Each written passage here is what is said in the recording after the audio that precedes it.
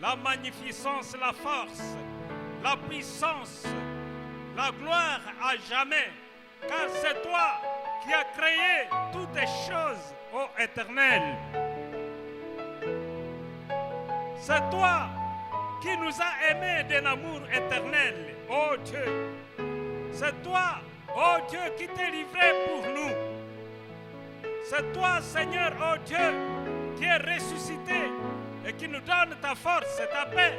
Ô Dieu, chaque jour, tu nous secours, tu nous as sauvés, tu nous as donné, Seigneur, ce que le monde ne pouvait pas nous donner, ce que la richesse de ce monde ne pouvait pas nous donner. Et tu nous as, ô Dieu, donné ton royaume. Quand ta parole nous dit, il t'a plu de nous donner ton royaume. Nous te bénissons encore, Seigneur, ô Dieu, ce matin. Et nous sommes venus dans ta présence avec joie, ô Roi éternel, car nous savons que tu nous cesses de nous faire du bien. Que la gloire te soit rendue encore maintenant, Seigneur, pour tout ce que tu as commencé déjà à faire en ce lieu, Seigneur, pour l'honneur de ton nom, pour la gloire de ton nom, Seigneur, et ce que tu continues à faire maintenant, Seigneur. Oui, comme des instruments entre tes mains, nous voici, alors que tu veux nous parler de ton haut lieu, Seigneur. Laisse que ta parole nous parvienne, oh Dieu, oui, dans nos cœurs bien disposés et que ça produise, oui, Seigneur, du fruit tel que tu le veux, Seigneur, au roi, pour la gloire de ton nom. Merci pour ta présence, merci pour la présence de tout et chacun de nous, Seigneur. Oh Dieu, dans ta maison. Parle, Seigneur, et tes serviteurs écoutent. C'est là, dans ton nom, Christ est roi, notre Seigneur, notre Sauveur, nous avons ici prié et nous disons Amen. Shalom, shalom. Que Dieu soit loué. Nous bénissons le Seigneur qui nous a donné la force de nous présenter encore aujourd'hui devant son peuple. Nous remercions aussi le pasteur qui a renouvelé encore à nous cette confiance de nous tenir devant le peuple de Dieu. Que le Seigneur nous fasse du bien encore maintenant et que la gloire lui revienne. Alors nous allons partager aujourd'hui la parole de Dieu dans 2 Timothée, chapitre 3. Nous pouvons lire tout le chapitre. Et ce que le Seigneur veut nous dire ce matin, c'est que nous sommes la lettre écrite de Dieu. Amen. Dit, nous sommes la lettre écrite de Dieu. Il dit, tu es la lettre écrite de Dieu. Et il nous parle dans sa parole, dans ses livres, il dit, sache que dans les derniers jours, il y aura des temps difficiles. Il nous donne les caractéristiques de ce temps difficile. Il dit, car les hommes seront égoïstes, amis de l'argent, fanfarons, hautains, blasphémateurs, rebelles à leurs parents, incrants, irréligieux, insensibles, déloyaux, calomniateurs, intempérants, cruels, ennemis des gens de bien, traîtres, emportés, enflés d'orgueil, aimant le plaisir plus que Dieu, ayant l'apparence de la piété, mais reniant ce qui en fait la force. Éloigne-toi de ces hommes-là. Toi qui es une lettre écrite de Dieu. Au contraire de ces hommes que tu ne sois point trouvé parmi ces caractéristiques. D'où tu dois t'éloigner de ces genres des hommes-là. Amen. Sommes-nous dans ces caractéristiques aujourd'hui? Toi qui es la lettre, au contraire, la lettre écrite de Dieu, il dit, éloigne-toi maintenant. Éloigne-toi maintenant. Pourquoi? Parce que tu es, au contraire, la lettre écrite de Dieu. Il veut écrire à toi sa vie. Il veut écrire à toi sa volonté. Il veut écrire à toi ce qu'il veut que tu sois. Pourquoi? Parce que tu as cru en Seigneur Jésus-Christ. Il en est parmi eux qui s'introduisent dans les maisons et qui captivent des femmes d'un esprit faible et borné, chargés de péchés, agités par des passions de toute espèce, apprenant toujours et ne pouvant jamais arriver à la connaissance de la vérité. Toi qui connais la vérité, éloigne-toi de ces caractéristiques des hommes, parce que tu es une lettre écrite de Dieu. De même que Jeunesse et Jean-Pierre s'opposèrent à Moïse, de même ces hommes s'opposent à la vérité. Étant corrompus d'entendement, reprouvés en ce qui concerne la foi. Mais ils ne feront pas de plus grands progrès, car leur folie sera manifeste pour tous, comme le ficelle de ces deux hommes. Pour toi, qui est une lettre écrite de Dieu, tu as suivi de près mon enseignement, ma conduite,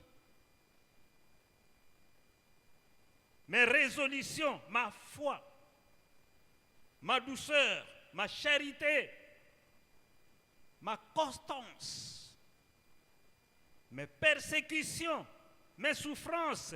À quelle souffrance n'ai-je pas été exposé à Antioche, à Icône, à Lystre, nous dit Paul. Quelle persécution n'ai-je pas supporté? Et le Seigneur m'en a délivré de toutes. Or, tous ceux qui veulent vivre pieusement en Jésus-Christ seront persécutés. Donc, n'avons pas peur de la persécution. C'est que notre devoir, c'est de vivre pieusement avec Christ, parce qu'il nous délivre de tout cela. Mais les hommes méchants et imposteurs avanceront toujours plus dans le mal, égarant les autres et égarés eux-mêmes. Toi, demeure dans les choses que tu as apprises et reconnues certaines, sachant de qui tu les as apprises. Dès ton enfance, tu connais les saintes lettres, ou bien les saintes écritures, qui peuvent te rendre sage à salut par la foi en Jésus-Christ. Verset 16 dit, toute écriture est inspirée de Dieu est utile pour enseigner, pour convaincre, pour corriger, pour instruire dans la justice, afin que l'homme de Dieu soit accompli et propre à toute bonne œuvre. Amen. Afin que l'homme de Dieu, toi qui es au contraire une lettre écrite de Dieu, il travaille en toi afin que tu sois accompli et propre à toute bonne œuvre. Dans ce moment-ci, il travaille à toi par sa parole, par toute écriture qu'il a inspirée lui-même, afin que ça soit utile pour nous, pour toi, maintenant, à ce temps-ci. Et tu dois t'appuyer à cela pour être enseigné, pour que cette parole t'enseigne la voie de l'Éternel. Il faut te laisser persuader, tu dois te laisser convaincre par cette parole. Tu dois même te laisser corriger, châtier même, punir à ce moment ici. Pour corriger,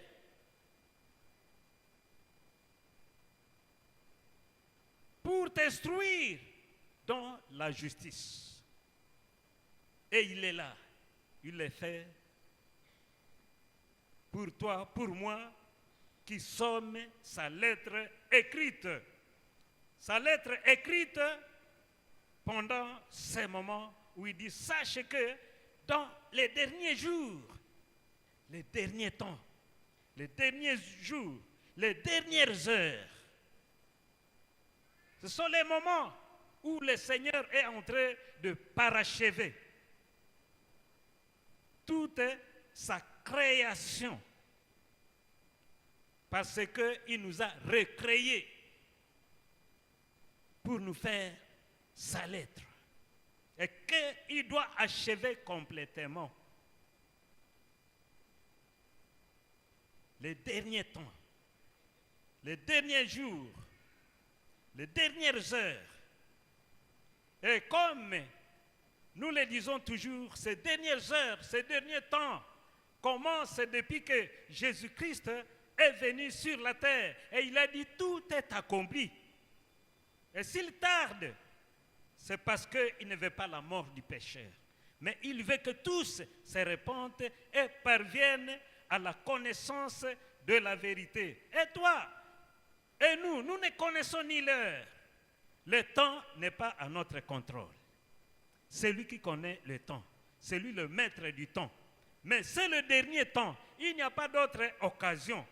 Il n'y a pas d'autre temps passé, non, où il va encore recommencer son histoire. Les dernières minutes, les derniers temps, le temps du temps. Nous sommes dans le temps du temps. Même s'il y a 2000 ans, oui, mais maintenant nous sommes dans le temps du temps. Et il nous dit dans Romains 13, verset 11, cela importe d'autant plus que vous savez à quel temps nous sommes. Vous qui êtes enseignés, vous qui êtes éclairés de Dieu, vous qui marchez dans la lumière, vous qui avez cru, vous qui êtes une lettre de l'Éternel, vous devez le savoir. Ce n'est pas ignorant pour vous, ce n'est pas caché pour nous. Non, nous sommes éclairés, nous avons l'intelligence. Le Seigneur nous donne l'intelligence de connaître le temps. Nous ne sommes plus voilés. L'évangile n'est plus voilé pour nous. Nous voyons clair. Nous voyons les événements comme ils se passent. Toutes les choses sont là. Et nous voyons que c'est maintenant le dernier temps. Le dernier du dernier temps. Parce que tout s'est accompli. Toutes les prophéties sont accomplies. Tout ce qu'il a dit, que quand vous verrez ces choses arriver, Il dit même, relevez vos têtes, car votre délivrance est proche. Amen. Car votre salut est proche. Quand vous verrez ces choses, nous ne devons plus être surpris. Cela importe d'autant plus que vous savez, vous le savez, ce n'est plus inconnu de vous, c'est inscrit dans vos cœurs et vous le vivez chaque jour. Vous n'êtes plus des gens qui ne sont pas informés. Toutes les informations sont là pour vous. Vous n'êtes plus appelés à être distraits comme un voleur qui viendra dans la maison sans que vous soyez avertis. Mais quand vous êtes avertis, vous veillez et priez afin de ne pas tomber dans la tentation. Parce que vous savez déjà le temps, vous êtes instruits, vous êtes enseignés, vous les connaissez bien. Ne vous laissez plus tromper. Tenez ferme. Allez de l'avant. Parce que votre délivrance approche. Cela importe d'autant plus que vous savez à quel temps nous sommes. C'est l'heure de vous réveiller enfin du sommeil. Vous ne devez plus dormir comme les autres, non. Vous devez vous réveiller du sommeil. Réveille-toi, toi qui dors. Relève-toi d'entre les morts. Et Christ t'éclairera. Oui, vous êtes réveillés. Vous n'êtes plus morts. Vous êtes vivants maintenant en Christ. Et vous êtes éclairés. Oui, pour vous, vous connaissez le temps. C'est l'heure de vous réveiller enfin du sommeil. Donc, restez éveillés. C'est le temps de rester éveillé. Parce que le temps s'approche, il est à la porte. Car maintenant, le salut est plus près de vous, de nous, que lorsque nous avons cru. Amen. Qu'est-ce que nous cherchons dans le Seigneur? Si ce n'est le salut continuel et le salut final. Et si on n'arrive pas au salut final, on a perdu sa course. On a perdu son but. Et il n'y a plus à refaire. Il n'y a plus à refaire. Maintenant, c'est la décision finale de celui qui t'a recréé. Et il t'éveille, il t'instruit, il t'enseigne. Il te donne toute sa force. Il déploie sa toute force pour toi. Et il écrit en toi son histoire, sa vie. Il écrit en toi son vouloir. Il dit la nuit est avancée. Le jour est proche. Le jour du Seigneur. Un jour redoutable pour les autres qui sont morts.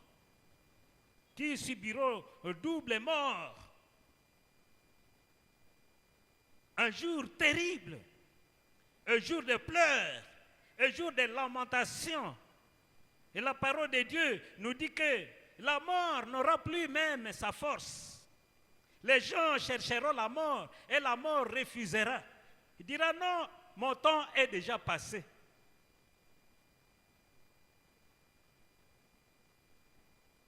C'est maintenant qu'il faut accepter la persécution. Même s'il arrive que vous soyez persécutés au nom de Jésus, c'est maintenant qu'il faut la supporter, persister, persévérer, même dans les persécutions. Parce que nous avons part aussi à la persécution, nous avons part au royaume et à la persécution, nous dit Apocalypse. Jean nous dit, il a part avec nous au royaume et à la persécution. Ce salut qui est au devant de nous est précédé aussi de persécutions. Dans Apocalypse chapitre 1 verset 9, moi Jean, votre frère, et qui est part avec vous à la tribulation et au royaume et à la persévérance en Jésus. J'étais dans l'île appelée Patmos à cause de la parole de Dieu et du témoignage de Jésus. Nous avons part à cela, à des tribulations. Vous aurez des tribulations dans ce monde, mais sachez que j'ai vaincu le monde.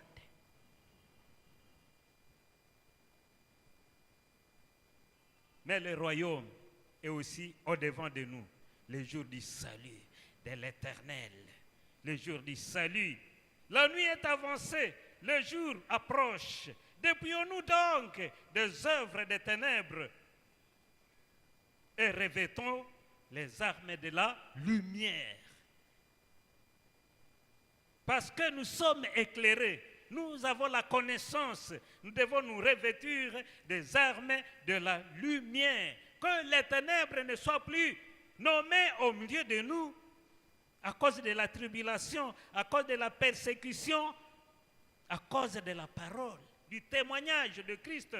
Non, le Seigneur est là, il regarde, il tourne ses regards sur toute la terre pour te soutenir parce que tu as ton cœur entièrement à lui. C'est le temps d'avoir encore plus le cœur entièrement au Seigneur. Ce n'est plus le temps de la distraction, ce n'est plus le temps de la dissimulation, ce n'est plus le temps de partager avec les méchants, non.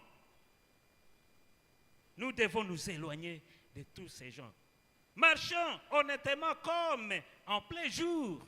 Ce n'est plus dans les ténèbres parce que le mal se fait souvent dans les ténèbres. Ce sont les hommes du ténèbre qui font le mal. Loin des excès et de l'ivrognerie,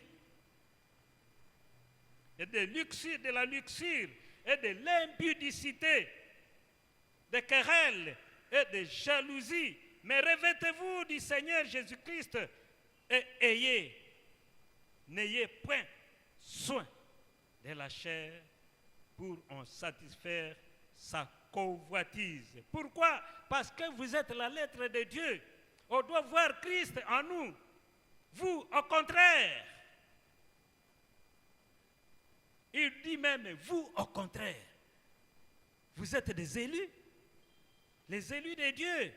Depuis que vous avez cru, vous êtes les élus de Dieu. Vous devez savoir votre identité. Ce n'est plus le temps de vous mélanger. Ce n'est plus le temps de reculer. Ce n'est plus le temps de vous affliger. Ce n'est plus le temps, non. Vous devez vous réjouir dans la parole de l'Éternel. Vous devez vous réjouir dans le Seigneur. Vous devez vous réjouir parce que l'honneur est à vous. Vous êtes des honorables de l'Éternel. La lettre écrite de Dieu. Vous qui étiez autrefois, n'étiez pas un peuple, et qui maintenant êtes le peuple de Dieu. Vous qui n'aviez pas obtenu miséricorde, et qui maintenant avez obtenu miséricorde. Nous n'avions pas obtenu la miséricorde.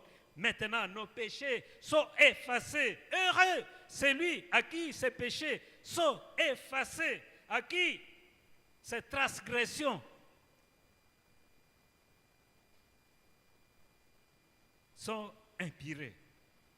Vous, au contraire, vous êtes une race élue de Dieu. C'est le Seigneur qui nous a élus maintenant. Nous sommes une race élue de Dieu. Et comment nous devons savoir que nous sommes une race élue? C'est en persévérant. Celui qui persévérera, c'est celui-là qui sera sauvé. Il y a une persévérance auquel nous sommes appelés parce que nous sommes élus de Dieu. Nous n'avons plus à trahir la race de Dieu. Asaph, dans Psaume 73, il a regardé, il a vu que les méchants prospèrent. Ils sont en point. Ils n'ont point de regrets dans leur vie. Leurs enfants étudient normalement. Ils vont en Europe, ils partent. Les enfants même roulent les carrosses. C'est que toi, le parent, tu n'as pas. Minimisé au lieu de service.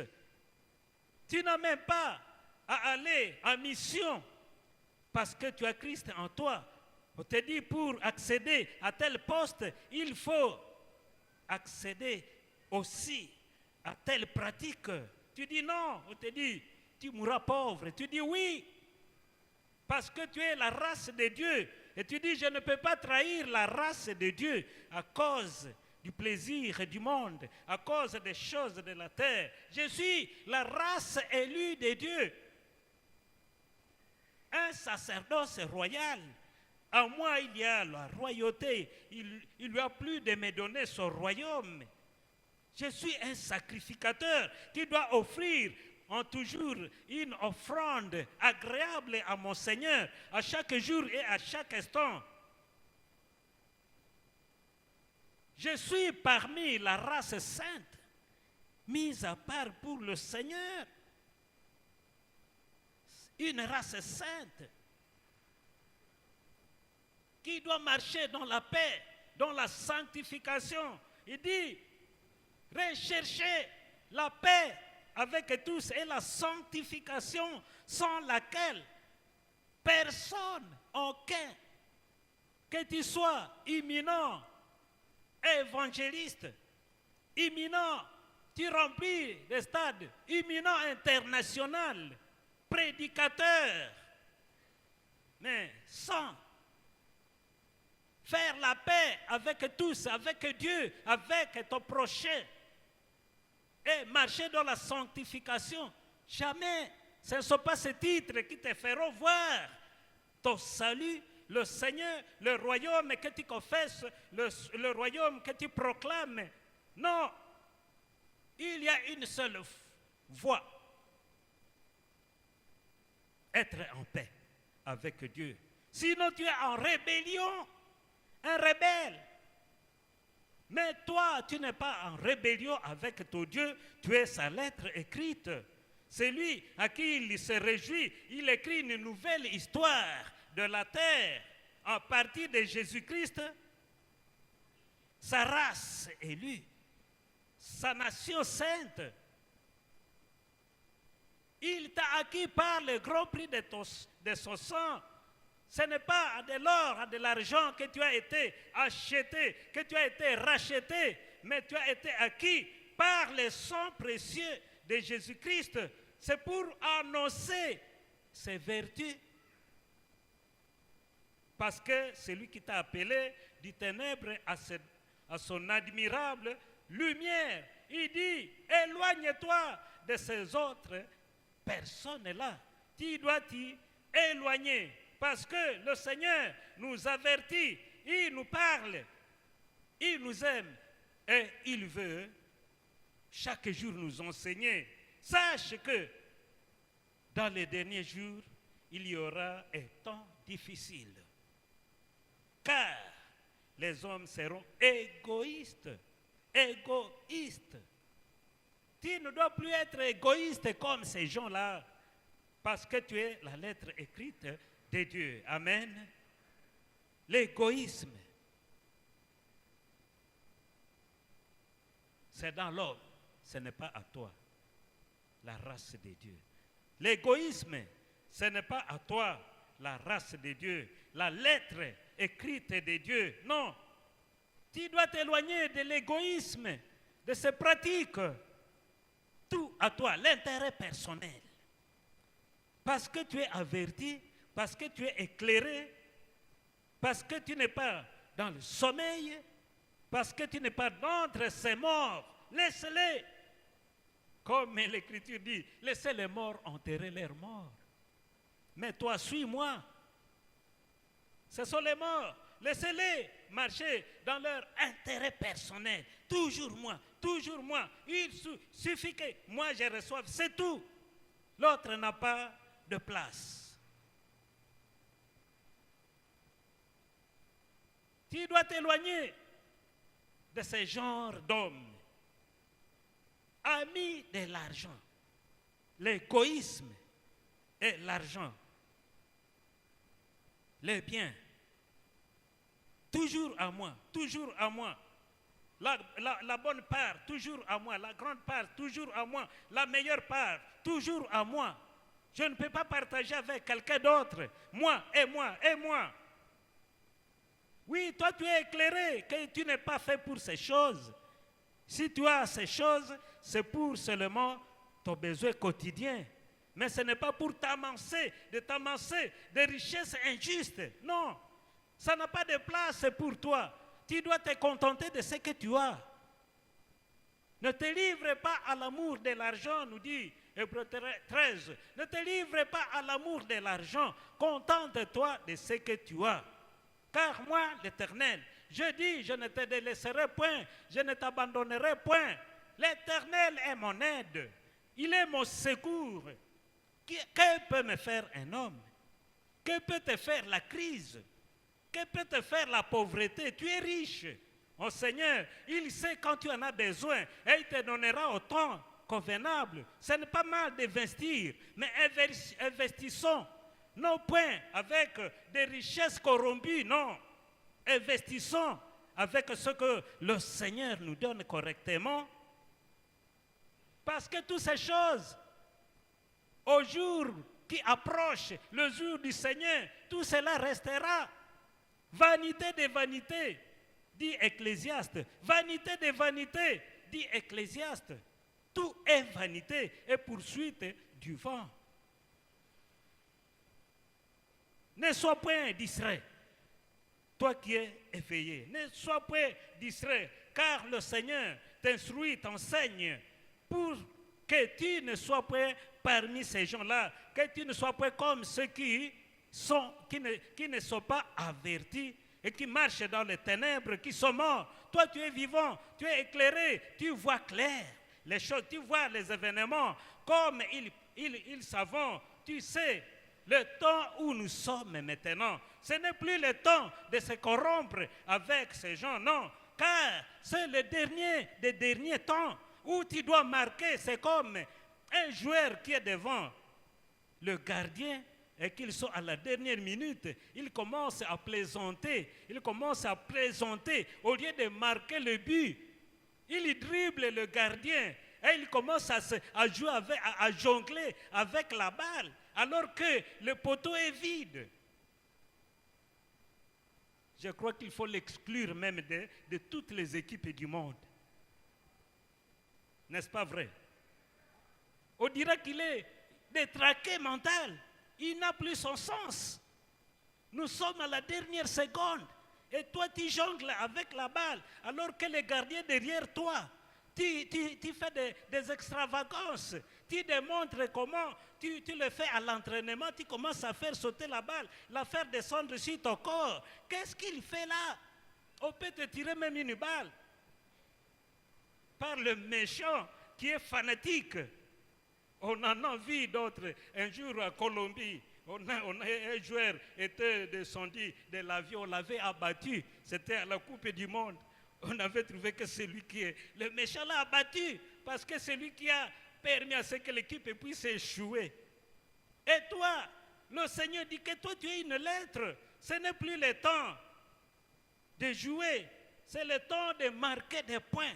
Qu'on te voie maintenant que oui, pendant ces moments difficiles, le Seigneur tourne ses regards sur la terre et dit que oui, comme il a dit à Satan, as-tu vu mon serviteur Job?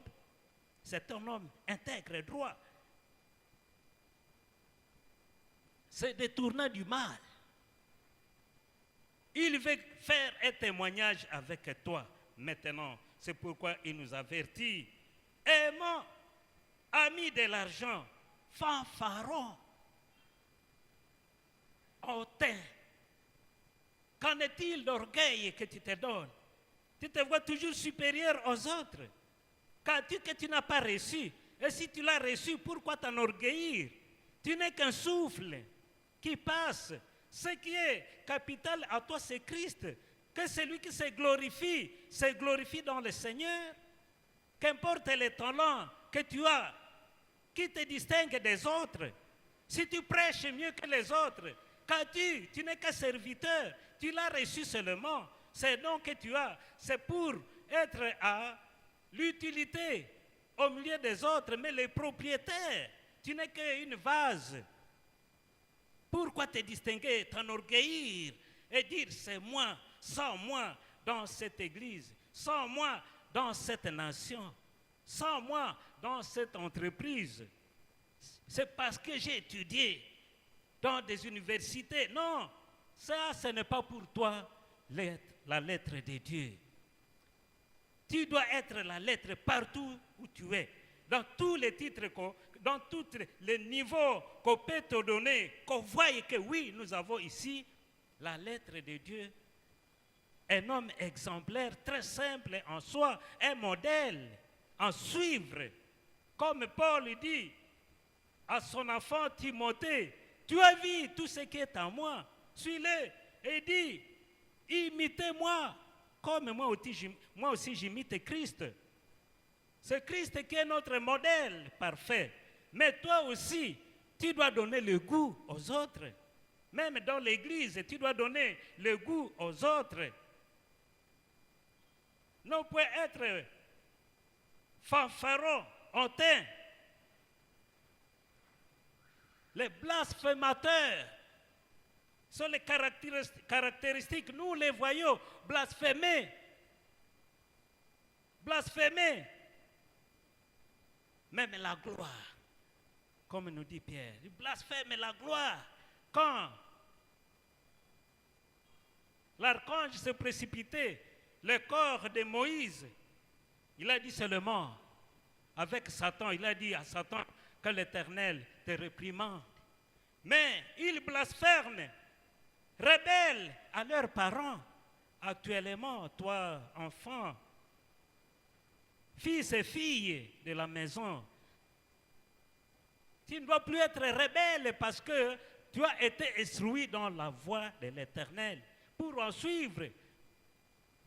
Comme tu es devenu grand, tu ne dois plus être rebelle à tes parents, tu dois suivre les instructions de tes parents. C'est pour ton bonheur, c'est pour te donner une meilleure avenir du Seigneur qui te donne ces instructions. Ne tourne pas tes regards aux médias, ne tourne pas tes regards aux collègues des classes, non. Reçois instruction de tes parents dans le Seigneur.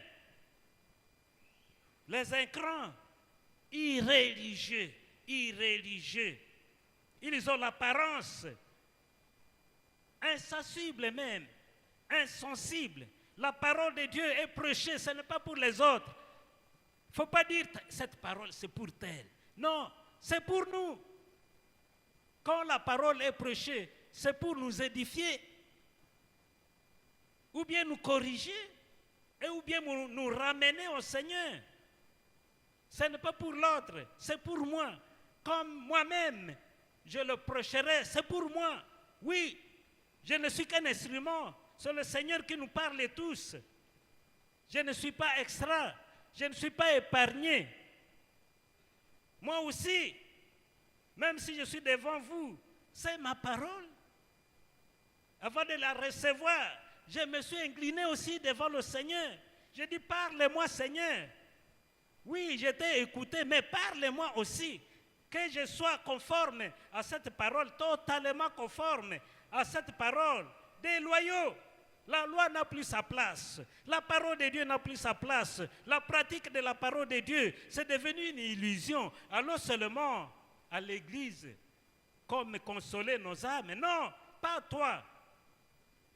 Toi qui es une lettre, tu viens, c'est parce que tu as besoin que le Seigneur te donne sa parole et que tu grandisses encore dans la foi. Les calomniateurs, ce n'est pas à toi de calomnier. Il faut vérifier les formations. Il faut toujours vérifier les formations. Si tu trouves que ça ne te concerne pas, tais-toi seulement, ne parle pas, ne ramène pas les corps. Donc, amenez on a entendu, on a dit les choses qui n'ont point de fondement. Même dans la politique, non. Ne te mélange pas dans les affaires qui ne te connaissent pas. Tu dois avoir des limites. Nous devons avoir des limites, même si on dit, si tu ne t'occupes pas de la politique va s'occuper de toi. Mais nous devons avoir des limites. Éloignez-vous. ne devons pas tout parler dans des discussions qui n'ont pas de sens. Non, nous avons des limites dans ces choses. Si vous donnez une opinion que vous connaissez, que vous maîtrisez, vous voyez les autres, ne vous écoutez pas, éloignez-vous d'eux. Ce sont des ignorants. Toi, tu connais, mais ils sont des ignorants. Éloigne-toi d'eux. Ne continue pas à discuter avec eux pour te mélanger. Non, toi, tu es la lettre du Seigneur. Et là où tu es limité, limite-toi là. N'entre pas dans les choses qui ne te concernent pas. Sinon, si ce n'est de faire le droit civil, tu votes celui que tu trouves à voter. Tu te limites là. C'est ton devoir civil que tu fais. Intempérance, des cruels, des gens cruels. La cruauté augmente, Ennemis des gens de bien. Quelqu'un fait du bien, vous le critiquez. À cause du fanatisme. Ne te mélange pas dans de telles critiques à cause du fanatisme. Même dans la politique, parce que tu aimes tel ou tel autre. Tu es fanatique. Même quand on dit A, c'est A, toi tu dis non, c'est B. Non, ce n'est pas toi, c'est là. Si c'est A, c'est A. Si c'est B, c'est B. Tu ne peux pas changer B à A ou bien A à B. Ennemi des gens de bien. Ponanini, pourquoi lui fait ça? Et tu l'as haï parce qu'il a fait du bien.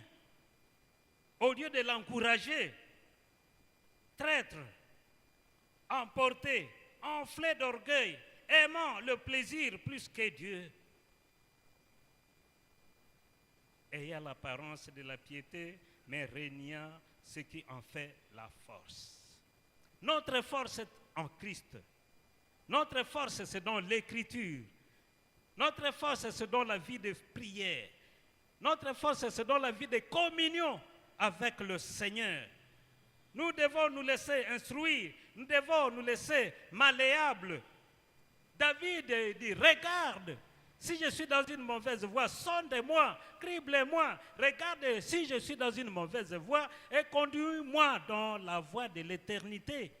C'est tout ce que nous devons demander au Seigneur. Crible-moi, façonne-moi. Regarde si je suis dans une mauvaise voie.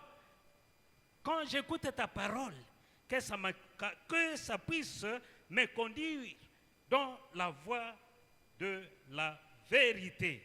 Dans la voie de la vérité. Elle est notre. C'est le Seigneur qui nous la donne. Il nous la donne. Et nous devons être un modèle. Nous devons persévérer.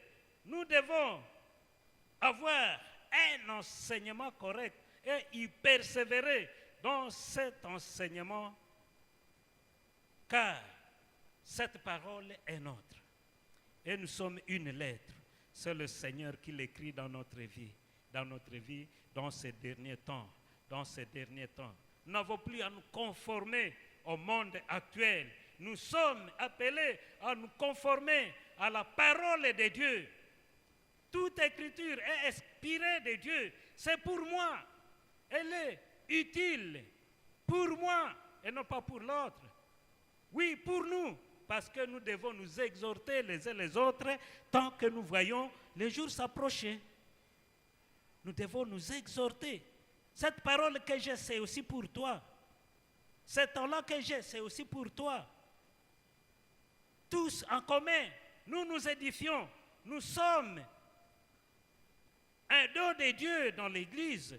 Ce n'est pas pour nous enorgueillir, mais c'est pour nous. Tout ce que nous avons, c'est pour notre Seigneur. C'est pour notre utilité commune. Tu as l'argent. Oui, même l'argent que tu as là, ne dis pas c'est mon argent. Tu es riche et les autres sont pauvres. Souviens-toi aussi des pauvres. Souviens-toi d'eux. Ce que tu trouves que ça, je peux donner à quelqu'un. Tu cherches quelqu'un qui est intelligent, qui peut aussi fructifier ce que tu peux lui donner. Ce n'est pas aux paresseux, non. Quelqu'un que tu trouves utile, tu peux le promulguer. Tu l'essayes, tu lui donnes des instructions. C'est comme ça que tu peux réussir. Moi, j'ai réussi avec peu. Le Seigneur m'a fait grâce d'en avoir beaucoup. Toi aussi, tu peux commencer et tu l'aides à aller de l'avant. Et il peut aussi grandir. Oui, parce que nous devons nous entraider les uns les autres aussi. Ce n'est pas aux paresseux, non. Distribuer en route à tout le monde, à l'église, à tout le monde. Mais quelqu'un que tu vois utile, quelqu'un que tu vois entreprenant, qui peut aller aussi de l'avant, tu l'aides. Et tu es en train d'investir dans le royaume. Amen. Nous devons nous faire des amis dans le royaume. Dit le Seigneur, des amis dans le royaume. Tout restera sur la terre. Nos comptes resteront sur la terre. Mais ce que nous utilisons au bénéfice de l'autre, pour que lui aussi aille de l'avant, ça ne se limite pas là-bas, mais nous investissons aussi dans le royaume. Au lieu que ça reste sur la terre, mais nous nous investissons, nous nous faisons des amis dans le ciel. Nous devons être utiles. Et la parole de Dieu nous enseigne pour que nous soyons utiles. Utiles pour enseigner, pour convaincre. Nous devons nous faire persuader, pour corriger. Nous devons accepter même le châtiment de l'Éternel, la correction du Seigneur, et nous y soumettre, nous laisser persuader, mettre la parole de Dieu en pratique pour instruire dans la justice, l'instruction et l'enseignement. On reçoit l'enseignement. Nous devons être aussi instruits dans notre conduite.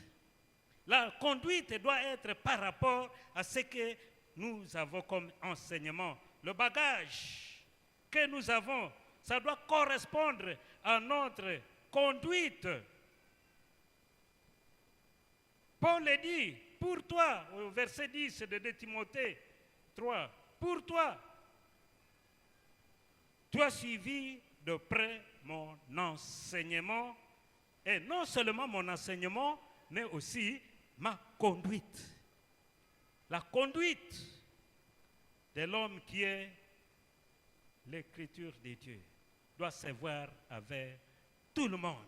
Comment nous nous conduisons dans la maison de Dieu, comment nous nous conduisons dans le quartier, comment nous nous conduisons dans le quartier, comment nous nous conduisons au lieu de service, comment nous nous conduisons au lieu à l'école, à l'université, partout, comment nous nous conduisons. C'est par rapport à la connaissance que nous avons. Christ, notre modèle. Les autres doivent être nos imitateurs dans notre conduite. Résolu, constant.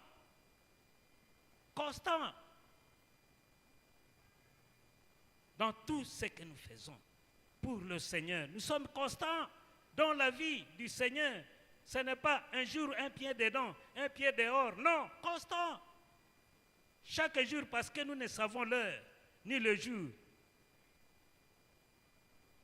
Quand on faisait la campagne pour le sida, on nous a parlé d'une dame aussi qui fait cette campagne. Une jeune fille qui avait goûté seulement. Elle ne connaissait pas la vie du désordre, mais elle avait dit, je vais essayer seulement. Et c'était directement le sida. Et elle a dit, non, tel que je suis belle comme ça, si je continue dans cette vie, je vais faire mourir beaucoup. Et elle est entrée dans cette équipe de vulgarisation qui enseigne aux gens qu'il ne faut pas marcher dans le désordre parce que le sida existe.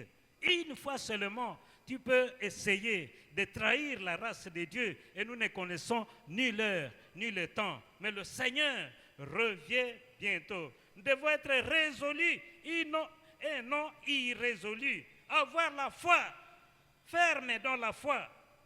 Si quelqu'un se retire de la foi, l'âme de l'Éternel ne prend pas plaisir en lui, nous dit Hébreux 11.